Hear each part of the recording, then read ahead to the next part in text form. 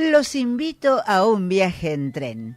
4 años tardó en cristalizarse el proyecto que tenía la Sociedad del Camino de Fierro de Buenos Aires al Oeste, integrada por respetables vecinos, casi todos masones de la Orden del Sol de Mayo, que tenía a su cargo el tendido de vías del primer ferrocarril porteño. Tuvieron que afrontar bastantes dificultades, porque la gente se oponía a este proyecto. Algunos políticos por intereses y otros vecinos estaban un poquito asustados por esta idea. Y a la noche o destruían los rieles o se los robaban. Bueno, y el que tuvo que poner la platita para esto fue el Estado, porque las acciones que la compañía había puesto en venta no lograron interesar a nadie. La cosa es que en agosto de 1857 las vías y las 5 estaciones estaban listas para recibir al tren. Y así fue que arribaron las 2 nuevas locomotoras hechas especialmente en Inglaterra, que nos costaron nada menos que $11.000 cada una, y se bautizaron la Porteña y la Argentina. Nombres que, bueno, vinieron a limar algunos temitas políticos. La cosa es que los empresarios tropezaron con otro inconveniente, que era transportarlas desde el puerto hasta el lugar de la terminal, que era la terminal creada para esto, que estaba en las inmediaciones del Teatro Colón. ¿Sí? Se llamaba Terminal Plaza del Parque. El tema era que era muy pesado todo este equipamiento. Las 2 locomotoras, los 4 vagones eran casi 5 toneladas. Bueno, la cosa es que 2 días le llevó a un centenar de marineros que parecían esclavos egipcios para arrastrar a las 2 locomotoras hasta la playa.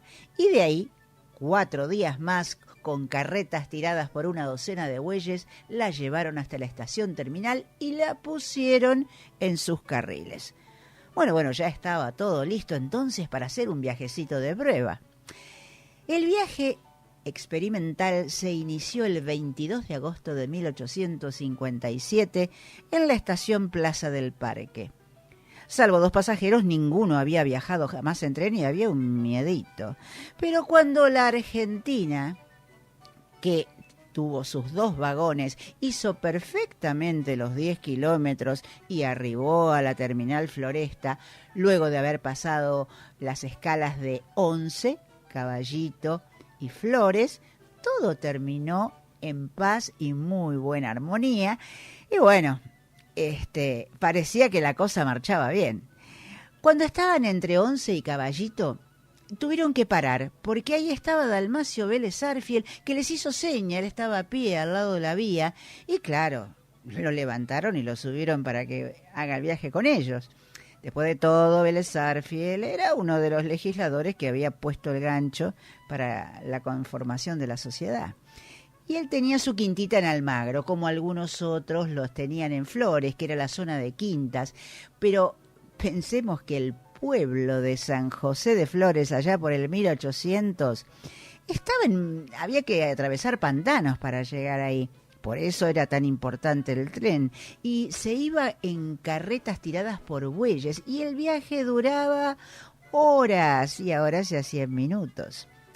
Bueno, la cosa es que a la ida en Floresta todos se felicitaron, brindaron, encendieron puros, y todo iba fenómeno. Pero el maquinista y el ayudante, confiados en que había salido todo bien, en vez de ir a la velocidad de crucero de 25 kilómetros como a la ida, le pusieron un poquito el pie al acelerador y viajaron a 40 kilómetros por hora, cuando a la altura de Once descarrilaron. El tren siguió su marcha a los saltos, quedó semitumbado en un zanjón.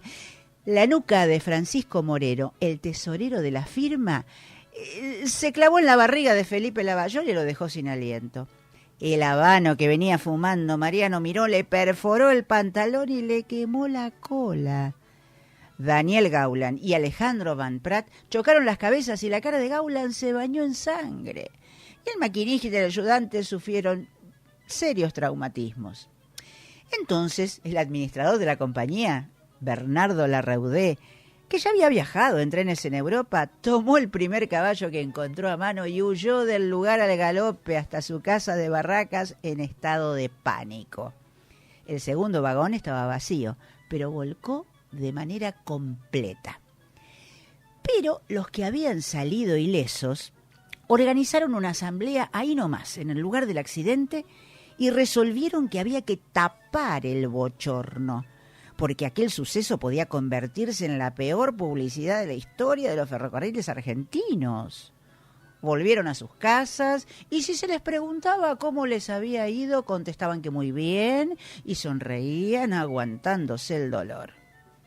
Bueno, la empresa arregló la vía en una semana y el sábado 29 de agosto de 1857, ambas locomotivas, sí, porque les decían así a las locomotoras, ambas locomotivas fueron bendecidas por el obispo y que les echó agua bendita y estaban todas las personalidades y ahí inició el viaje y había un mar de pañuelos blancos que saludaban a los pasajeros y hasta hubo lágrimas como si fuera un viaje largo o un viaje de ida sin regreso.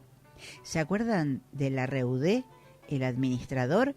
Bueno, él recorrió los 6 kilómetros del recorrido en un caballo porque el de acero no lo había dejado muy convencido. Bueno, la cosa es que con mano firme entonces ya el Alfonso Corazzi puso en marcha la Argentina, que esta vez no fue la que encabezó el convoy de ida, sino que fue la porteña y por eso le dieron la patente número 1. Se quedó con los laureles. Y con poquitos minutos de diferencia, las dos máquinas finalizaron el trayecto en medio de las campanadas de la iglesia, sombreros que se agitaban y muchas caras de asombro. A partir del domingo 30, uno podía trasladarse en tren, esas 5 estaciones, para viajar en el primer vagón, es decir, en primera, por 10 pesos. Y el segundo vagón era la segunda clase, solo 5 pesos. Termino contándote que la porteña siguió prestando servicios hasta el año 89. Después pasó un galpón y después a otro, iba a morir en Liniers oxidada hasta que fue rescatada en octubre de 1923 por el Museo del Transporte de Luján, que la solicitó para exponerla.